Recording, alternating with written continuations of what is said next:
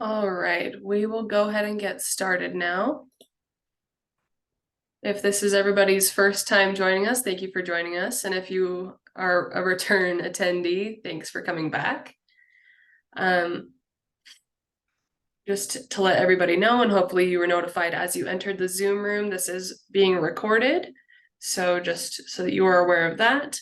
But my name is Teresa Larson. I will be the technical facilitator for this continuing education session. So if there are any problems that arise throughout the session that are specific to the technology piece, please ask me anything. You can do that either in the Zoom chat or through email, which you should have from the Zoom invitation.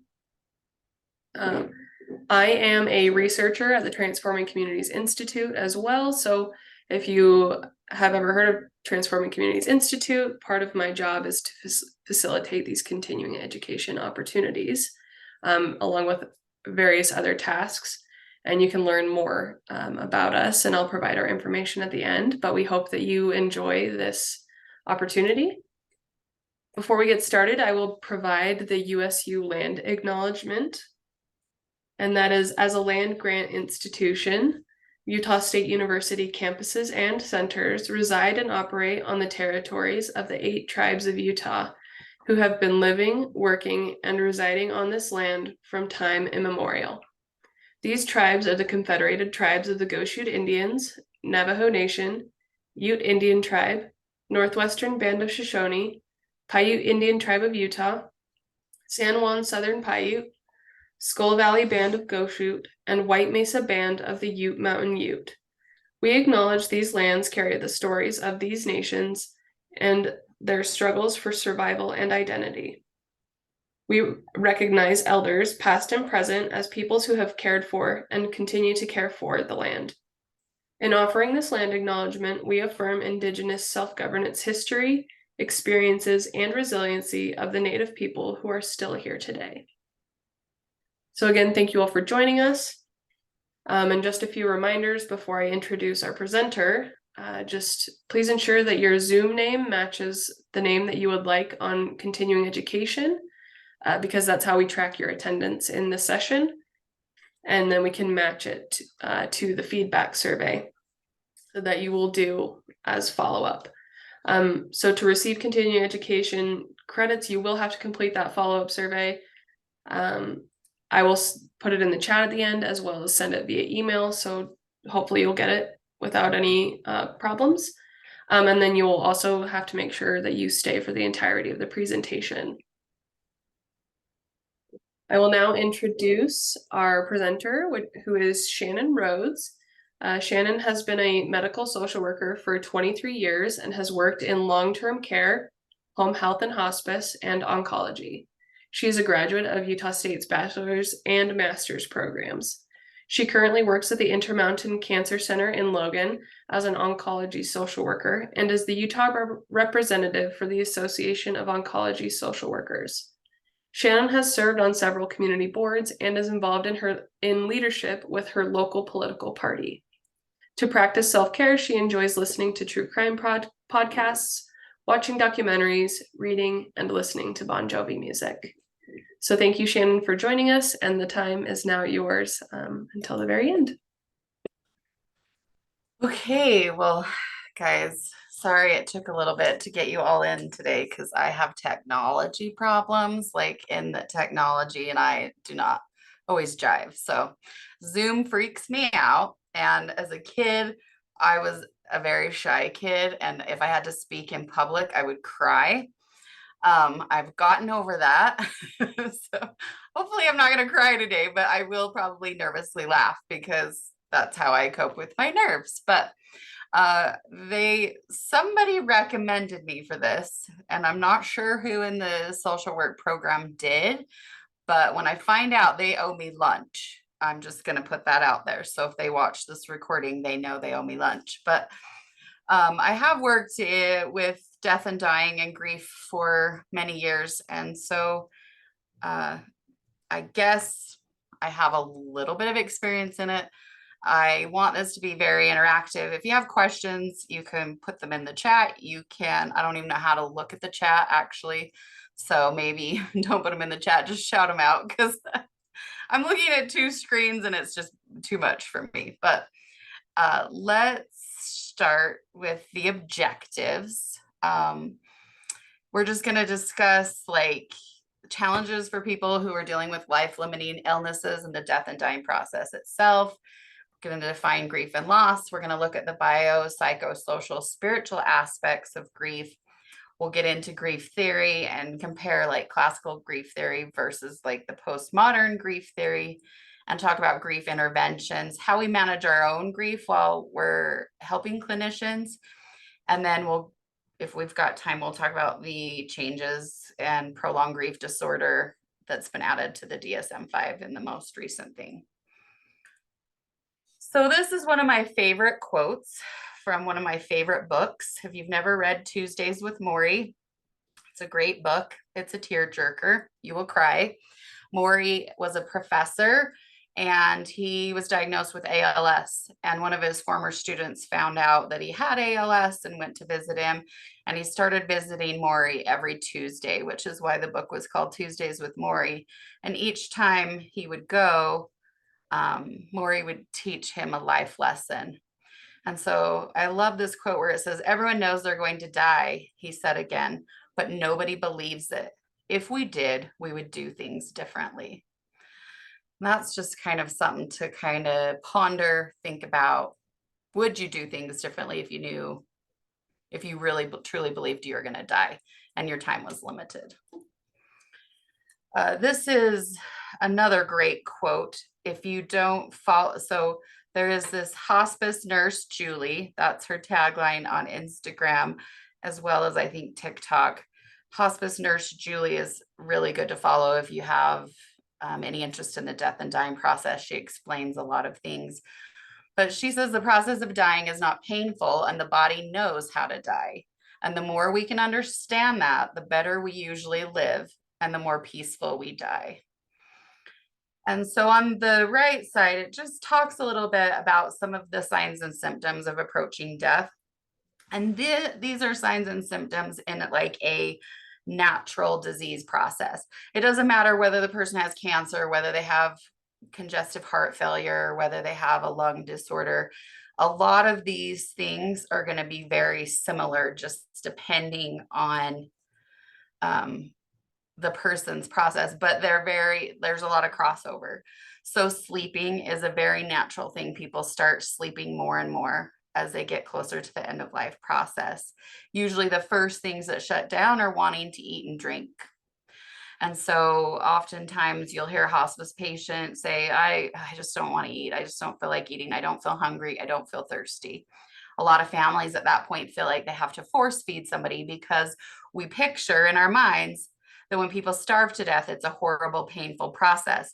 And that's if a healthy person stopped eating and drinking, that would be a very painful process. But if your body's already shutting down, it's not a painful process.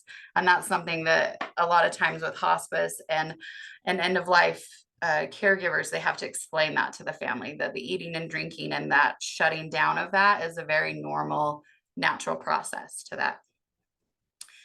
A lot of times their vision changes, speech might change. They'll be talking and then they'll drift off, or they'll forget in the middle of a sentence what they were saying. Hearing is also something that does decrease, but it is the last sense to be lost.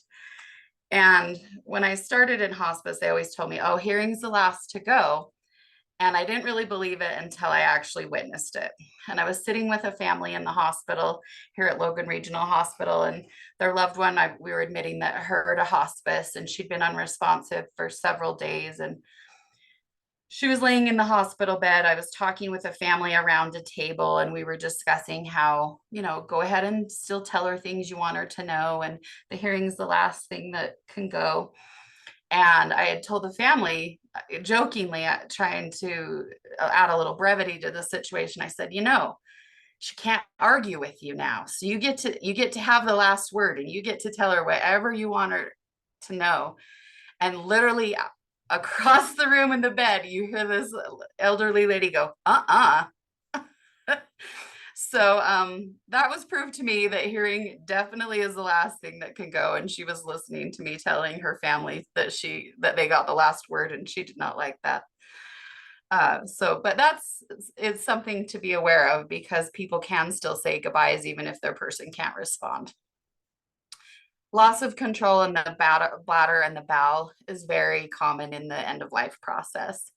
That is just the natural body's shutting, like just like any other organ, your bladder and your bowel are shutting down too.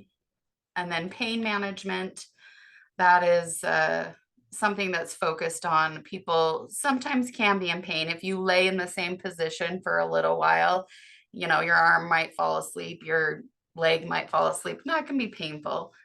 And so there is pain management involved. Confusion sometimes comes into play. Hallucinations, they'll often see things crawling on the walls, or they'll talk about hearing voices or seeing people. The restlessness, often we refer to that as terminal restlessness or terminal agitation. That's a very common one.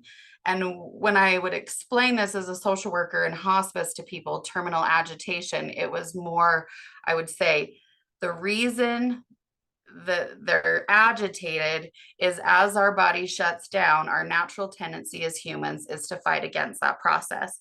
And even if you're accepting of that process, you still fight that process a little bit, and it creates just a little bit of restlessness within you. So that is something to be aware of, what it looks like. Terminal restlessness, sometimes people cannot get comfortable. They start taking their clothes off or trying to rip the covers off of them, or they'll pick at things in the air, or they do repetitive movements with their arms or their hands. I'm trying to think of another example. They even try to get up out of bed. I remember watching a lady so terminally agitated one time. She was completely unresponsive, but she was almost trying to flail herself out of her bed because she just felt like she had to get up and go somewhere, but she couldn't verbalize it. And medications and things like that are available to help with that kind of a side effect, but it is very common in the end of life process. Body temperature will also change. Sometimes they're hot, sometimes they're cold. It's going to change a lot. Breathing is also a big thing. Breathing can become very shallow and very slow, and it can be very like gasping as well. So there's a variety of different ways that the breathing changes, and it's not uncommon that before somebody dies in a natural dying process, that the breathing, there are pauses, long pauses in between them before they take another breath. And then eventually they finally take that last breath. So that is something to be aware of. And then unresponsiveness. Oftentimes people get to the point where they are not able to respond to questions. They can still hear, but they can't necessarily respond to people. So those are sort of the signs and symptoms of like death. Are there any questions about any of that so far?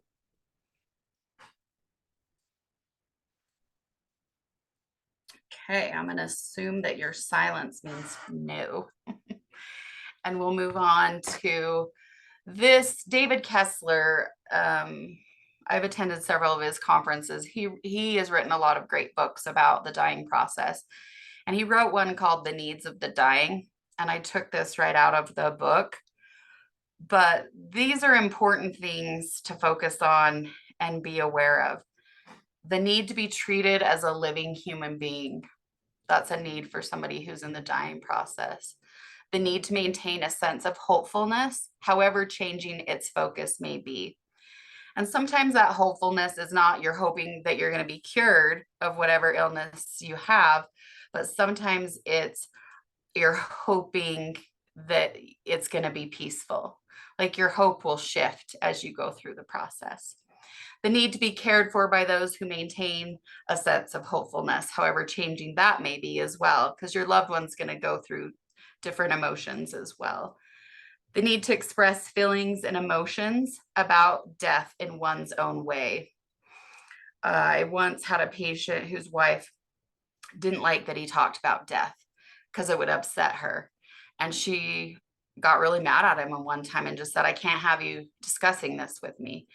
And it caused a big fight with them. And I had to go in and kind of just explain, he needs to be able to express these things.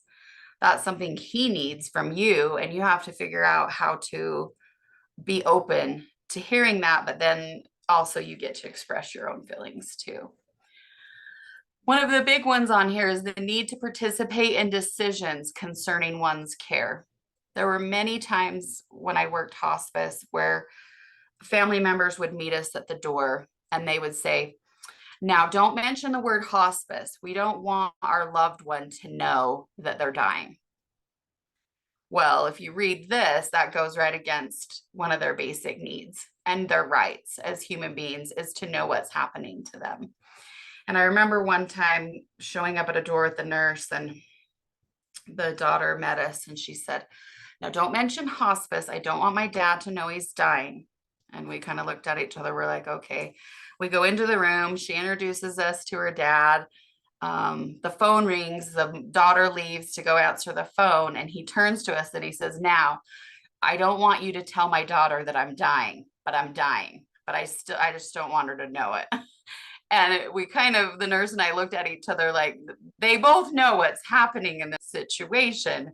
They just need to talk about it. And they're refusing to do that. So later on, as we went through the whole admission process, we didn't say the word hospice. He knew what was happening. And then towards the end, I just turned to both of them and I said, you both know what's going on and you're both aware of what's happening. And I think you guys will do better if you have a conversation and you talk about it. And that was like an aha moment for them. And they were able to have a really good, open, honest conversation about, him participating in his knowing he was dying and participating in his care and her being able to talk about it with him. So the need to be cared for by compassionate, sensitive, knowledgeable people is an important need. The need for continuing medical care, even though the goals may change from cure to comfort. The need to have all questions answered honestly and fully. Oftentimes a patient will say, is this it? Is it now? Is it happening now? And I would remember our hospice nurse saying, I think so.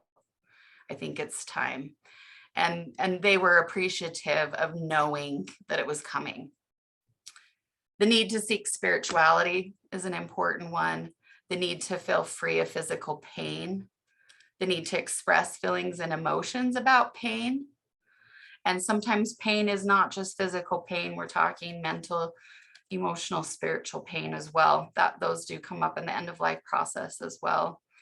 The need of children to participate in death. The need to understand the process of death. The need to die in peace and dignity, the need to not die alone, and the need to know that the sanctity of the body will be respected after death. Those are really important needs that people have the right to have as they're going through the dying process. This, I don't know if you've ever read the book Being Mortal by Atul Gawande. I don't even know if I'm pronouncing his name right, and I apologize to him in advance if it's not the correct name. But he wrote a book called Being Mortal. He's a doctor and he actually experienced his own father losing his life and watching his dad die of a disease. And he wrote this book about, medicine and really what matters in the end to people.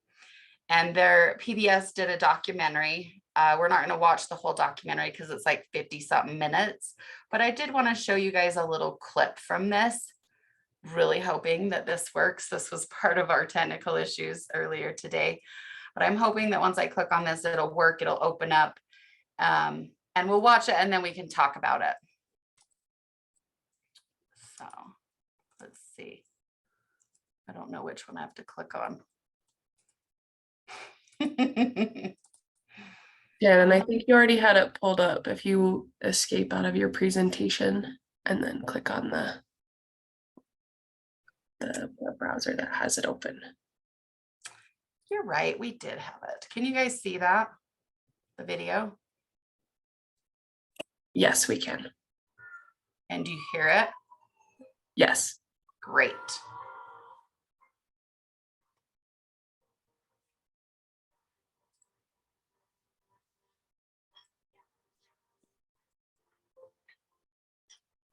been a surgeon for more than a decade now. In medicine, your first fear as a doctor is that you're supposed to be able to fix a problem. And our anxieties include wanting to seem competent, and to us, competent means I can fix this. In fact, there's often kind of implicit promise. I'm going to be able to fix this. I'm going to certainly give you the best shot you can have. Nobody could have given you a better shot. And when things aren't working, part of your anxiety is, was there something I missed? Was there anything else I could have done? When I started out my training in surgery, you discover that all the stuff you learned about in the books in medical school is really just a tiny little bit of what it means to be good at doing our jobs. It's not just about how smart you are anymore as a doctor. It's about how you have to be able to work with teams and how mistakes get made and how you handle them and how you learn. Among the most uncomfortable difficulties was grappling with those cases where we couldn't solve the problem. The two big unfixables are aging and dying. They're not, you can't fix them.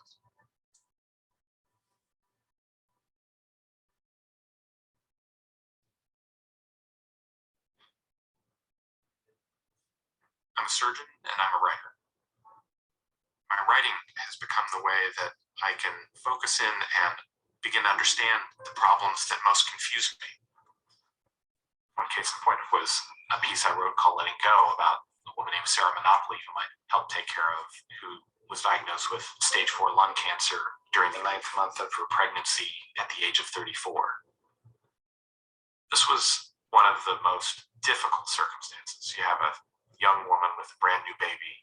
Of course, everybody is fighting for every chance that she's got. She was young, she was enthusiastic, she wants to tackle this. You don't want to be the downer. So you're grasping for a straw that says, well, there's something here that's going to be beneficial. Stage 4 lung cancer, we know it's not curable, but suppose she's the one that somehow gets cured. Maybe she's the one. So therefore, we should do all these things to her. Having any kind of discussion that would begin to say, look, you probably only have a few months to live. What do we do to make the best of that time without giving up on the options that you have? That was a conversation I wasn't ready to have. I don't think any of us were. Hey there, Dr. Glenn, how are you? How are you? Come on in. Take me back to when she's pregnant, she's doing great. 39 weeks, your due date is coming, and the collapsed lung would not allow for a C-section. It was too dangerous to be opening her up with all that fluid built up.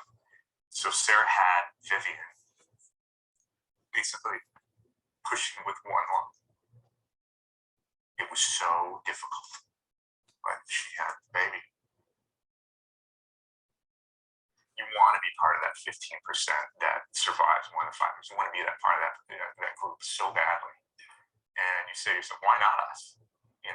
It wasn't about, okay, how can we have good days to the end? We didn't focus on that enough. We're trying to stabilize the situation and try to become spend a little bit of time as a family. But it was an impossible situation, impossible summer. It was just excruciating. When I came on the scene was when she got diagnosed with a second cancer. In my mind, what I was thinking was I wouldn't offer this surgery because the lung cancer is going to take her life. And yet I didn't feel I could say that to you. I think we started talking about the experimental therapy that you all were hoping to get on for a trial of the lung cancer.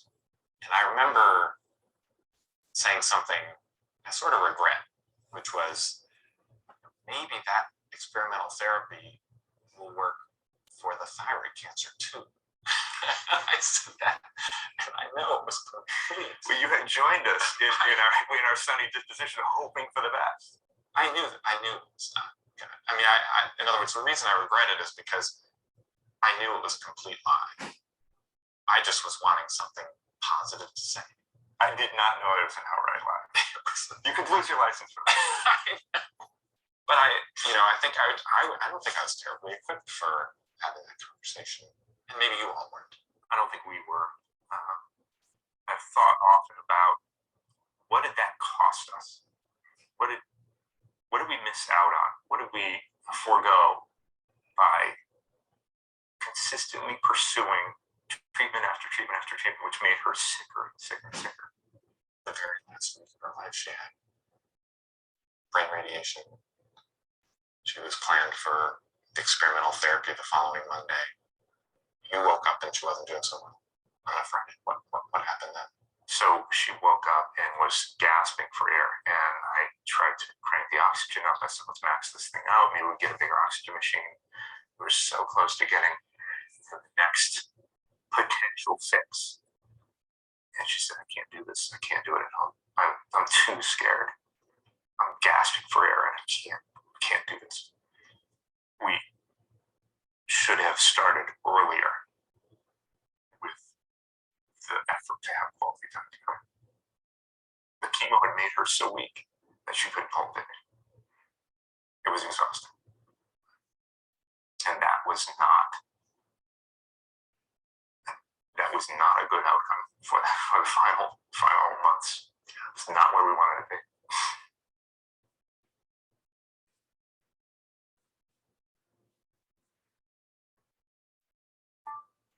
In the last 3 months of her life, almost nothing we'd done, the radiation, the chemotherapy, had likely done anything except make her worse.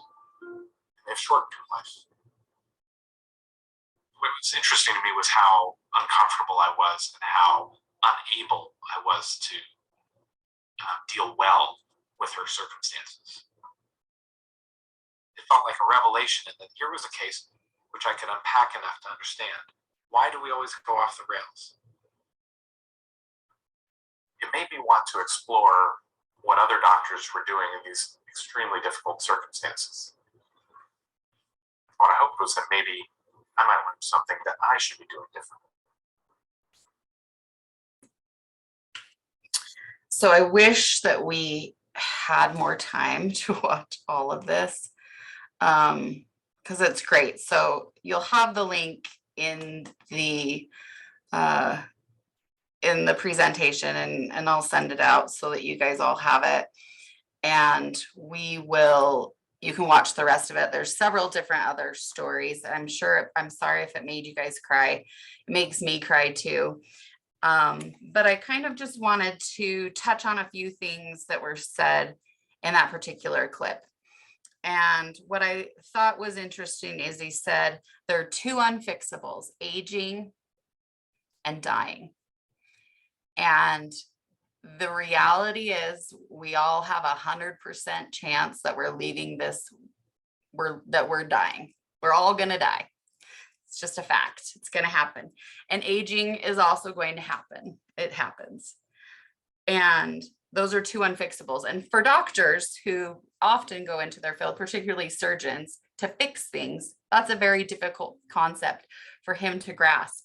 And I think in the book, he talks a lot about how watching his own dad's dying process. His dad was also a doctor, and watching his process helped him to realize that there are just some things that can't be fixed by medicine. The other thing that I thought was interesting is where it said, suppose she's the one. How often do we hear, people say, well, maybe they're going to be the one. Maybe there's going to be a miracle for that person. And it's great to hope for that. But oftentimes they're not the one, and that the dying process does still take place. What stood out to me was the husband talking about the one thing he said is, what did that cost us? I think that's important to think about, the concept of, if you're pushing and pushing and pushing to keep living, at what point does it become too much or enough for you? Right? I remember him saying she was so weak, she couldn't hold her own child. Like, to me, that's not quality of life.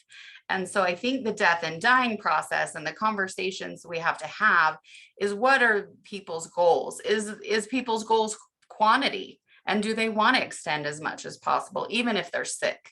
Or is it quality? Do we want to have good days and be able to hold our children and be able to enjoy that? So I kind of thought we would, at this point, break into a couple of breakup groups to kind of have a conversation amongst your group, just a couple minutes, 5 to 6 minutes, on kind of this question, the questions here at the bottom of this screen. What do you want your death to look like? Have you thought about this for you and your loved ones? Have you had the conversation with your loved ones? And what would your end of life goals be? Would your end of life goal be quality? Would it be quantity? Would it be something completely different? And so I kind of just want us to have that conversation and talk about it, because if we don't talk about it as clinicians, we cannot help other people have these conversations. And so that's kind of the purpose. So Teresa's, bless her heart, because she's so good at the tech stuff, is going to send you guys into some breakout rooms to kind of have this conversation. And then when we come back, I want to hear from a couple of you what you talked about, if that's all right. Yep, you all will have 5 minutes, and then it will give you a 60-second warning. Yeah, everybody should be back now, so just so that everybody's aware. And Shannon, you can go ahead and start. Okay, well, welcome back. How did the conversations go? I'm like you guys, I don't always love breakout rooms, but I also think discussion is really good. Is there anybody that wants to share anything that their group talked about? Well, I do love breakout rooms, Shannon. So Oh, good. I'm glad you do. our group talked, a lot about, we all, I think, agreed that we would like our deaths to be sort of not necessarily know they were coming, to use a word that might seem a little harsh, like abrupt, to not have it long and drawn out, but also acknowledge that those can be really difficult for the people that are left behind, who don't get to say their goodbyes. Although I know there's some research that says the, prolonged illness and things can be really hard on people too. And the sort of loss process is extended and repeatedly gone through, and so we discussed that quite a bit. Great, that's good. Anybody else want to talk about what they talked about in their group? Paige and I were in a group and we talked about having that balance, because I think hope is not a bad thing. You just made that piece of hope made look differently, not giving them false promises or false expectations, but the hope of maybe a less painful passing or death. And I don't know, whatever that hope could be, spending more time with your family. And it's kind of that balance of being completely honest with them and then giving a little bit of that hope as well. And just how we have to balance that as we're working with our patients. And that can be a difficult thing. And just also, the sooner we start talking about these things and not making it such a taboo topic, we can explore those things with our loved ones. So we are making choices when it does come time to, have to make those choices. Yeah, definitely. Anybody else want to share anything? And it's okay if you don't.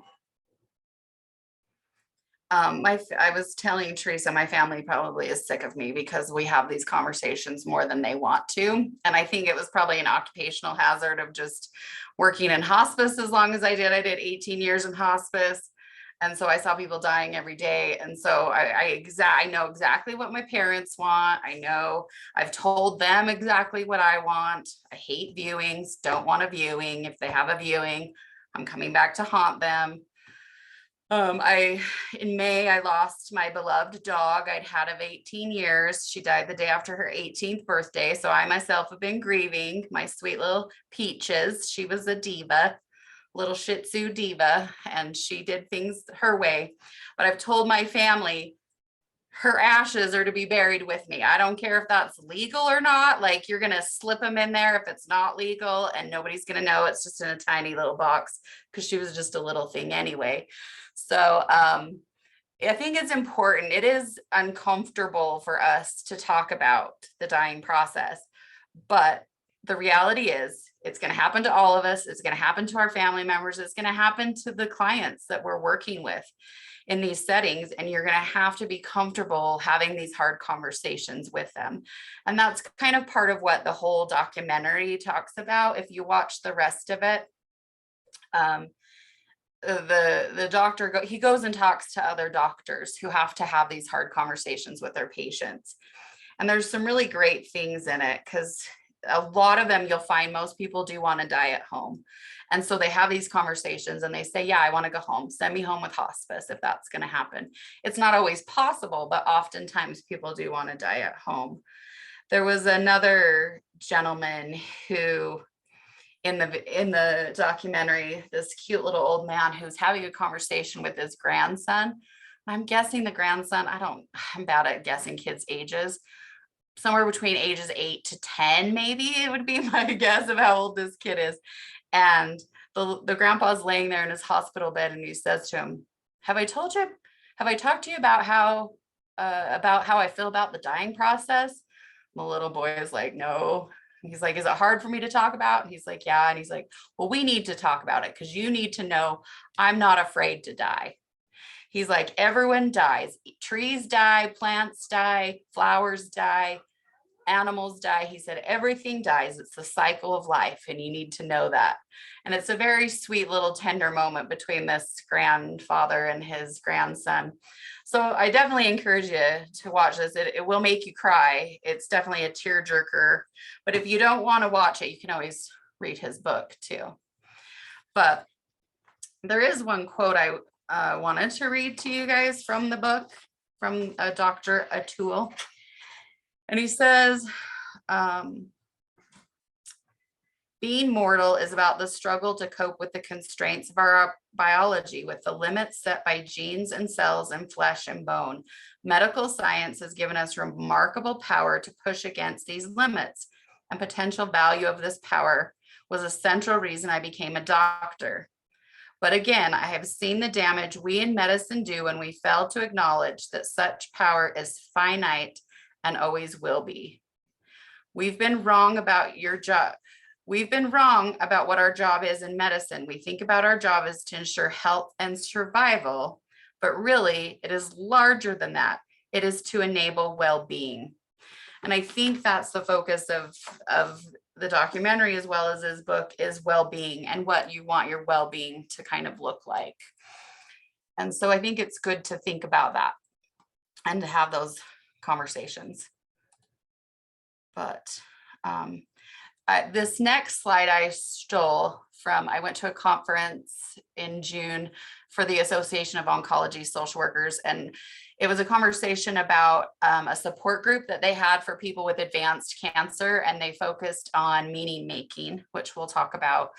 But this quote from this guy who was in the group is like, I want to be his friend because of this quote. So hopefully it adds a little, makes it not so heavy. But he says, life should not be a journey to the grave with the intention of arriving safely in an attractive, well-preserved body, but rather to skid in sideways, body thoroughly used up, worn out, and screaming, woohoo, what a ride. And I don't know this gentleman's name because they didn't share that in the conference, but I love that quote. And so I found a fancy car skidding along the way, because it's not a used up one, but it's a fancy one. But I thought that was a good thought on, you know, the death and dying process and how he viewed it himself. And we're all going to view it differently. So before we move into grief and loss, does anyone have any questions or comments about the death dying process that they wanted to share? Okay. So this is where we talk about grief and loss. Loss definitely includes death losses, but there are also non-death losses. Jobs, relationships, capacities, even the status quo is a loss for some people. Any new state of being that involves a break, with a loss of the past. I did not read that correctly. Any new state of being involves a break with a loss of the past. So all changes, for better or worse, involve loss. That does not mean that all loss brings up grief, but a lot do. And the clinician and the people that are coming to you for therapy, the people that you're going to be working with in your jobs are going to be experiencing loss. And a lot of them are going to be grieving. So it's important to know that there are typical losses. Those are ones that are specific to an age group, but are often met with little support because they're considered normal. So like when a 90-year-old loses their spouse, maybe they don't have as much support because, oh, well, that's normal. That's what happens in life. But oft-time losses occur during a stage of life when they're not expected. Like think about a 5-year-old who might drown in a pool, right? That's something completely unexpected. So it's important to recognize there's several different kinds of losses. Grief is sort of that normal reaction to losing someone or something important to us, but it's a very internal experience. Our grief is what we feel on the inside. So that emptiness, fear, panic, loneliness, anger, guilt, the longing, the depression, that's like what we're feeling on the inside. That's what grief is. And I once saw this quote, "Grief is love with no place to go." I don't know who said it. I found it on something once, but I tend to agree with that. That it's just that internal pain that you have when you lose something or someone that you love. Now, the mourning part of it is sort of that outward expression of that loss. Like mourning is grief expressed to the outside world and where we're sharing our feelings on how we feel about it. So growing up, who taught us how to mourn? Was it something you talked about in your family? Did you learn about it from the movies? Because what I'll tell you is the movies are not accurate. If that's how we learned, like the dying process is not accurate in movies, and nor is the grief process. Some might be, but for the most part, it's not. And so it's important to think about who taught you how to mourn. Like as you grew up, where did that come from? My family is a very open family, so we talk about pretty much everything, which is why I've told them what I want and I know what they want when they die. But some families will never have this conversation and they won't discuss it. And so that can complicate things. Something to think about. The biopsychosocial spiritual aspects of death, it's important to acknowledge that mind, body, spirit are so interconnected that, of course, grief is going to affect our mind, body, and spirit as well. So how does grief affect us? There's the biological side of things. It can cause broken heart syndrome. That's an actual thing people can die from. It can cause cardiac problems. People actually feeling like they're having a heart attack. They've got tightness in their chest. It'll affect people's organs and their organ function. They're more susceptible to infection, sleep disturbances, stomach issues, appetite goes away, short of breath, lack of energy, muscle weakness, headache. Those are some of the biological effects that grief brings on. And then you add the psychological, right? The attachment style of the person that you lost, how close you were is going to affect how that affects you and the closeness of the relationship. You might feel irritated, sad, you might ruminate over it, feel vulnerable, anger, fear, guilt, regret, confusion, shock, anxiety. And if you've had adverse childhood experiences growing up, that is also going to affect how you grieve psychologically as well, because that trauma is going to resurface again. Social, a lot of times feeling that sense of control, that you're out of control and you can't control the situation. a real loss versus a perceived loss. Allowable time for grief, like the questioning of the assumptive world, what makes us feel safe, time distortion, social withdrawal, disorganization, loss of intimacy, and sexuality a lot of times are affected also when people are grieving. And then the spiritual side of things, you know, humility, spiritual commitment. Some people trust in the common humanity.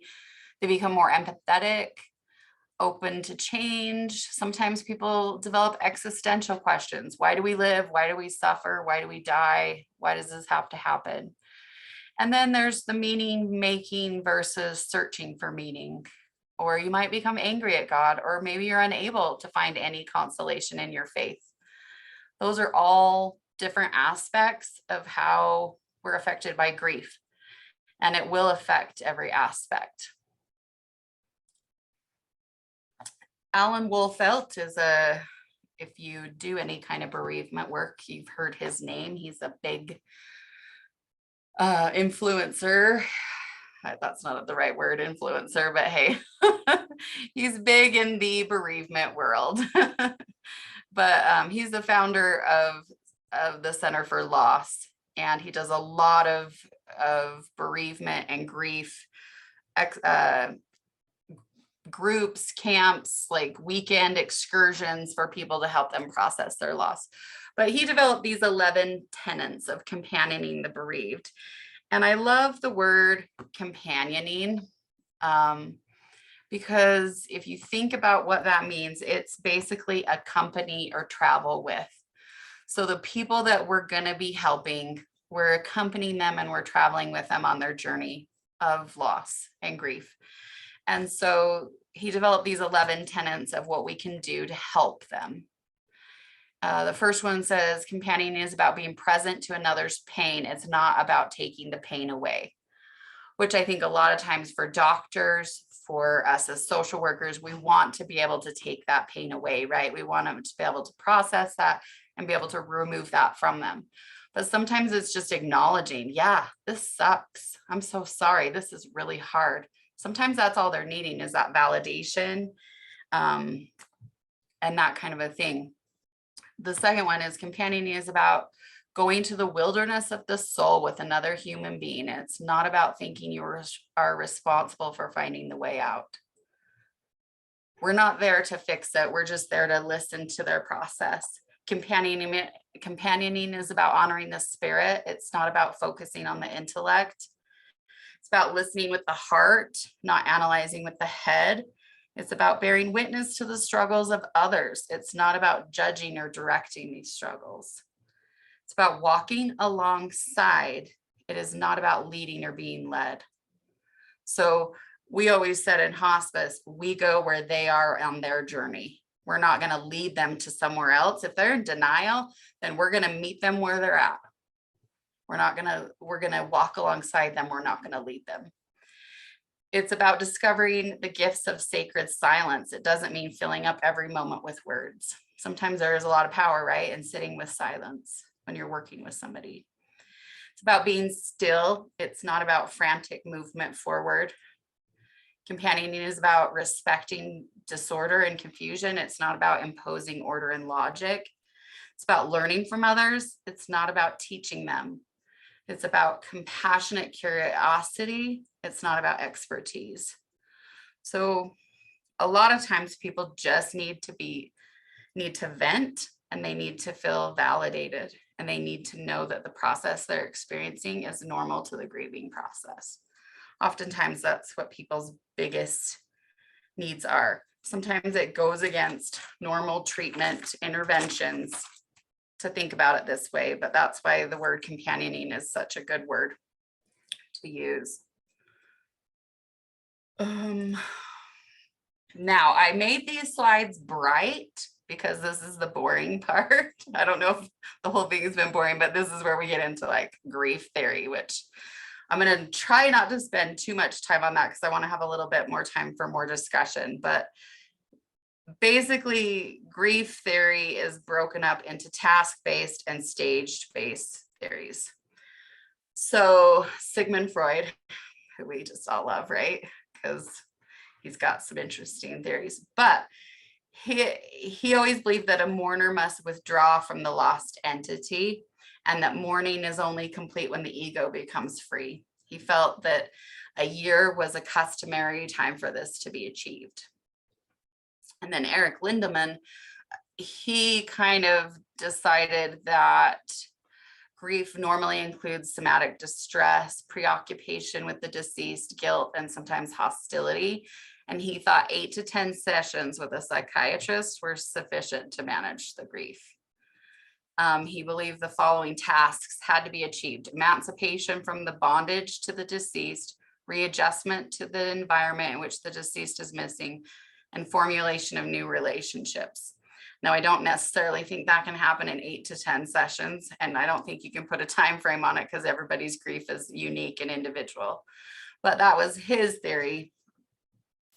J. William Worden also had task-based grief theories, and his were acknowledging the reality of the loss, process the pain of the grief, adjust to the world without the deceased, and find an enduring connection with the deceased. So I think that these are good tasks to shoot for, and I like that he doesn't put a time frame on it.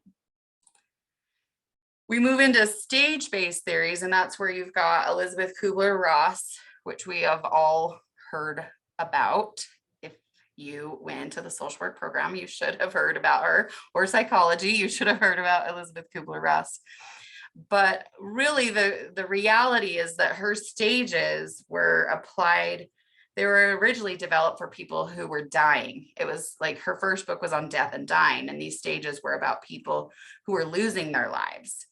And then it shifted and they became about people who were grieving. And she worked with David Kessler, and they wrote a couple books together. And in 2020, after David Kessler lost his own son suddenly in a tragic way, he added a 6th stage of grief that he calls finding meaning. But these are the stages: denial, the no, not me; anger, why me; bargaining, yes, me, but; depression, yes, me; acceptance, it is all right; and then finding meaning was, how do we go forward? And I think if you read his book, Finding Meaning, it's a good one. It's basically on, you recognize this has forever changed you, but how do you make meaning out of this horrific thing that's happened to you? And then another stage-based theory is John Bowlby. I don't pronounce people's names correctly, so I apologize if that's not the way he says it, but he has the 4 phases of mourning, and that includes numbness, separation, anxiety, where you're yearning and searching, the despair, disorganization. That's where the loss kind of sinks in, and that's when people they feel like they're going crazy because they lose items in their house, or they are in the middle of a thought process and they forget what they were saying. That's sort of that kind of stage. And then the acquisition of new roles and reorganization. That's where the person finally is able to get rid of their loved one's clothing or pack up their belongings, that kind of stuff. A few other stage-based theories. So this Paul gentleman, I'm not even going to try to pronounce his last name. He studied both Kubler-Ross and Bowlby, and his stages were disbelief, yearning, anger, depression. Therese Rando, she kind of felt like people moved through phases rather than stages, and so she developed the 6 R's. The phases are avoidance, confrontation, and accommodation. But in the avoidance phase, it's actually recognizing the loss. It's moving through that denial part. And then confrontation, reacting to the separation, recollect and re-experience the deceased in the relationship, relinquish the old attachments and find new normal. And then the accommodation, where you continue to readjust into the new world without forgetting the old, and then you reinvest. So that's sort of the classic grief theory. And then we move into a postmodern grief theory, where a lot of people say viewing grief as a disease leads individuals to hide their grief in private. and makes it so that they aren't able to heal because they're not discussing it. So basically, postmodernism focused more on individuals' grief, doesn't need to necessarily follow a preset path. They're going to be kind of all over the place. Dennis Glass kind of said that the end of active grieving does not have to entail detachment from the deceased. It entails continuing bonds with changing quality. Postmodern grief theory also challenges the notion of closure. Like, we think we have to have closure. And I think if you're friends, people like me, Rachel, that one time was like drunk and called Ross and said, closure, that is closure, right? The notion of closure here needs to be challenged, because closure is, people think it's often thought to be necessary for people to heal, but really closure that's kind of a fallacy. It's not something that happens. I'm going to show you guys a little bit of Nora McNerney. She's one of my favorites. She has a podcast called Terrible Thanks for Asking. If you've ever listened to her podcast, she's also written several books. But to talk a little bit about Nora, she had a horrible year, and she lost her second pregnancy. A couple weeks after that, her dad died. And then a month after that, she lost her husband, who had been battling and fighting a glioblastoma for 3 years. So she just experienced loss, boom, boom, boom, boom, boom. And she started a group called the Hot Young Widows Club with a friend of hers who'd also lost her spouse. And in their group, they discussed what people in the group hated hearing the most from people who didn't understand what they were going through. And it was the notion of moving on and that closure kind of piece to it. And so I wanted to show you, she did a great TED Talk. It's like 20 minutes. We don't have time for it, but I just want to show you a little snippet of it so that you can see her.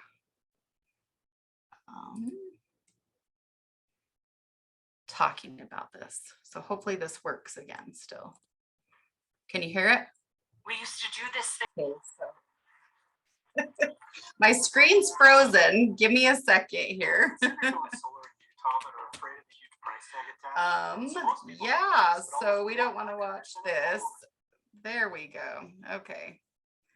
Oh, finally. Yeah, that was fun. Love it when screen freezes. But I think I like Nora. She incorporates a lot of humor into talking about her grief, which I appreciate. But I think she made some really good points there where, you know, life is good, but they haven't moved on. That idea of closure is not happening. They're not closing themselves off to that relationship's changing, but it's not a closure. They've moved forward, and she talks about moving forward with him. And I think that that's an important thing to think about. So let's see, we'll move on to talking about another idea of postmodern grief theory, which is the dual process model. We've seen this hopefully in your school or even in your work. The dual process model is basically continuously oscillating between loss and restoration. It's getting rid of the idea of that there's stages of grief and that it's more like a yo-yo. I feel like you're going back and forth. You're bouncing between, like Nora said, you can be happy and then sad and then happy again and then sad again and then angry again and then laughing. You know, you can oscillate between those. And so I think that focusing on the fact that this is an everyday life experience for people, that they're going to be bouncing back and forth, is important to be aware of, that exists. I wanted to spend a little bit of time talking about meaning making, just because, like I mentioned, the conference I went to, they talked about a support group that was focused solely on meaning making for advanced cancer patients. But there are a lot of parts of grief theory that can be adapted, and this Neymayer, he took a lot of grief theory things and Viktor Frankl's search for meaning, and kind of meshed them together and provided meaning making and storytelling as therapeutic ways to help people with grief. Grief therapy is a respectful process of hearing and witnessing the stories people tell of their lives and their losses, questioning in ways that encourage appreciation of other perspectives, and leaving room for them to reject those perspectives. Successful grief therapists convey realistic hope that this process will help clients return to full engagement. And it talks about how bereaved people maintain a sense of a relationship with their deceased loved ones. Instead of letting go, they're still holding on to them. It's just a different relationship in a different way. So I want to spend just like very quickly a few minutes on talking about disenfranchised grief as well as ambiguous grief, because those are a lot of things that will bring people to therapy, right? Ken Doka, he's big in the hospice world. I always listen to things from Ken Doka, but he defined 5 categories of disenfranchised grief. The first one is grief where the relationship's not recognized. A lot of our LGBTQI plus people have experienced that relationship where family members may not acknowledge it or recognize it. Extramarital relationships. Think if you're in an extramarital affair with someone and they die, are you allowed to grieve them? Yes. Is it going to be recognized? Not often.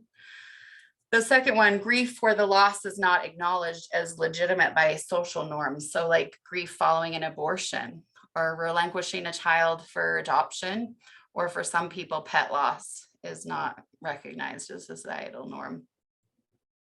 Grief of individuals like children, the very old, or the developmentally disabled, who are viewed as not experiencing grief. That's not accurate, but that's sometimes how society views that. And then the fourth one is grief where the circumstances of the death cause stigma or embarrassment. Maybe somebody died of an overdose or alcoholism or suicide, or they were in the middle of committing a crime and they died that way. Sometimes that can complicate the grief process. And then grief expressed in non-socially sanctioned ways. Maybe they're too expressive or they're not expressive enough for our culture. So disenfranchised grief and ambiguous grief are often more complicated grief processes. I read in one of the books that I read that it referred to ambiguous grief as frozen grief. It's difficult to process because of the uncertainty of who or what was lost. So there's 2 different kinds: physically present but psychologically absent. That's like when someone has Alzheimer's or maybe a head trauma or a brain injury, to where they're not the same person as they were prior. Then there's the physically absent but psychologically present, which maybe somebody's missing or they've been kidnapped or they're presumed dead, but you don't have a body. So you don't have a way to be able to properly grieve that process. And so grieving these kinds of losses can definitely be more complicated. I do want to touch on intervention part of what we can do. And so patiently be with and witness the griever's pain and encourage the possible growth that comes from loss. There's a lot of great strategies that you can do to help people as they're going through the grieving process. Lloyd, his intervention strategy was exploring the attitudes toward death and dying from the biopsychosocial spiritual perspectives, explore and analyze their constructions of life, explore their processes of adjustment to the world without their deceased. It's all about redefining roles, rebuilding identities, negotiating transitions, surviving trauma, and maintaining morale. Telling them, you know what, you can do this. It's hard, but you can get through it. Boss suggested how to assist with ambiguous loss, and he had a couple different steps: name and validating the loss, helping the client find meaning in their new role, addressing the trauma when it's present, temper mastery, where you are the mourner's expectation of controlling the situation. It's totally out of their control. And it's just getting rid of that expectation and, that radical acceptance of acknowledging it's not within their control, but we have to figure out how to work with it. Help them with reconstructing their identity, normalizing ambivalence. It's possible to both love and hate the person that you're grieving or mourning. That can happen. Revising attachment, discovering new hope, and identifying resources for support. So a lot of the stuff that I've read, acceptance and commitment therapy is a really great technique to help with people who are grieving. In that situation, individuals are often in situations they can't change and they have to find ways to cope with them. So it aims to help the client let go of trying to control the uncontrollable, right? Recently, mindfulness has also been a really great technique to be used in an intervention. And there's this attend model of bereavement care. The A is attunement, attending to oneself and others' well-being. There's the trust, the compassionate communication, which allows the client to know where there is safety and care. Therapeutic touch, that can be controversial, but conveying caring with like a touch on the hand or the shoulder, or sitting just side by side next to that person and allowing them to cry. And then the egalitarianism, so proud of myself for getting that word out. I'm not going to say it again, but which is what I hear when I hear that. I think of companioning. That's essentially it's that mindful relationship, that it's between two equals in a collaborative sort of way. So, and then the nuance, which reflects the unique aspects of the client and the practitioner as they come together to work on it. And then providing death education, which sometimes people just need to know what to expect during the process, and they need to know that what they're experiencing is normal and they're not losing their minds, that it's normal to the grieving process. And so providing that education is important. And then it goes on to talk about another one, SIFT, which is sensations, images, feelings, thoughts. You can look these up. I know we're running quickly out of time, but mindfulness, the part I want to highlight is the bottom where it says mindfulness techniques can only be done well when the practitioner attends to their own self-care. We have to be doing self-care ourselves. If we're going to be taking on somebody else's grief, then we better be prepared, have our tanks full to be able to do it, right? So we were going to do another breakout. I don't think we have time, but I want you maybe in the chat just to put, how do you manage your own grief while helping clients manage theirs? Think about that. If you want to put a little message in the chat, you can, but it's important to think about how you do manage your own grief and your own issues while helping them deal with theirs. I love this quote, the expectation that we can be immersed in suffering and loss daily and not be touched by it is as realistic as expecting to be able to walk through water and not get wet. It's going to affect us. That's basically what it's going to come down to. But it's important that we figure out how we manage our own without it affecting them. Prolonged grief disorder, just really quickly, you can look this up in the DSM, but the big difference between how this is different from the normal grieving process is really the persistent grief that's in and to the point that it's causing problems and interfering with someone's daily life. We used to call this complicated grief in hospice, but it's that intense longing, the preoccupation with thoughts of the person. They're pining, they're ruminating, they can't go to work, they can't do their daily activities at home, they're not showering, they're not getting out of their bed. It can be very disabling. On the right side, it talks about that they have to have at least 3 of those symptoms to be diagnosed with it: identity disruption, marked sense of disbelief, avoidance of reminders that the person's dead, intense emotional pain, difficulty with reintegration, emotional numbness, feeling that life is meaningless, and the intense loneliness. This happens in 7 to 10% of adults and about 5 to 10% of children and adolescents. They do say that older adults and people with a history of depression or bipolar disorder are at a greater risk of this. And it can also be greater when the death of the loved one happens suddenly or under traumatic circumstances. The big thing for this is that it's diagnosed in adults after a year of their grieving process. And I think it was on the last slide. And then, yeah, the loss has occurred at least a year ago for adults and 6 months ago for children and adolescents. Again, I don't love putting a time frame on grief, but that's the criteria for it. Treatments that have been found effective for prolonged grief disorder: CBT, ACT, complicated grief treatment. Complicated grief treatment is just bringing components of CBT and other approaches to help the person adapt to the loss.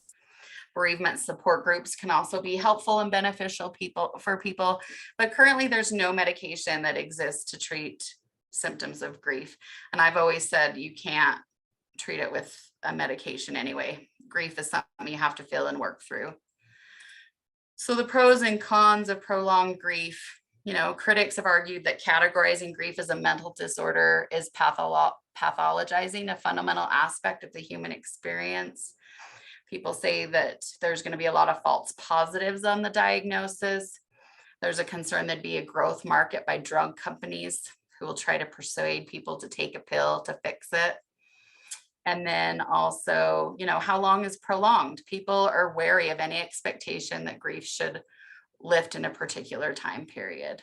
There are pros to it in that intensely grieving people need tailored treatment. Clinicians can then bill insurance companies for treating people with the condition, and it will open up funding for research into treatments. And we'll talk, maybe it'll cause more conversation about grief as well.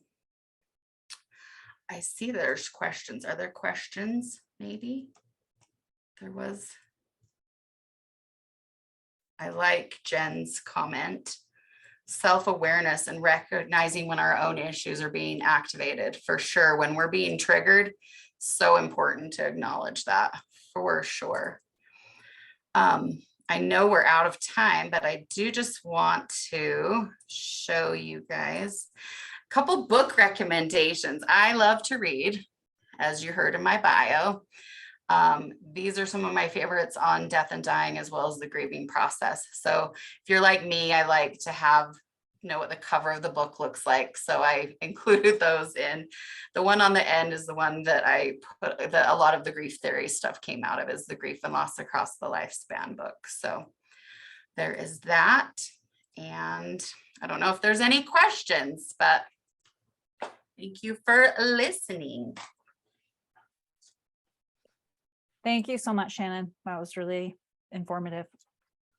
Oh, thanks. Yes, thank you, Shannon.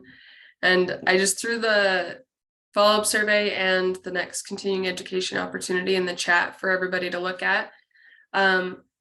So just as a reminder, you do need to complete the feedback survey to receive continuing education credits. So ensure that you fill that out if you need that certificate. The next continuing education opportunity is happening on September 21st. I think, no, September 15th. And it's whatever it is, it's the third Friday. We do these the third Friday of every month. So you can schedule it in your calendar if you want. But for more continuing education opportunities, you can follow the Transforming Communities Institute and USU Social Work on social media.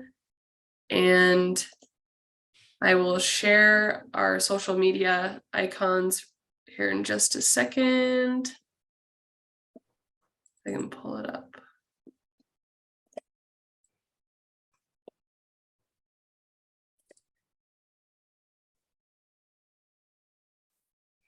you're gonna get a sneak peek. There we go. All right, so there's our social media icons that you can just hover your camera over them and should link you to those web pages. We provide information about these on our social media as well as other opportunities that aren't through the Transforming Communities Institute. So please look at those and get engaged, and we would love to have you here again. And if you do have any recommendations for future trainings or future people to present, you can put that in the feedback survey. So that's another reason to fill that out, as we can tailor these to you and make it helpful for you in your practice. But that's all we have on our end today. If you do have questions for Shannon or want to stick around and chat, feel free to stay on for a couple of minutes, but I will be ending the recording.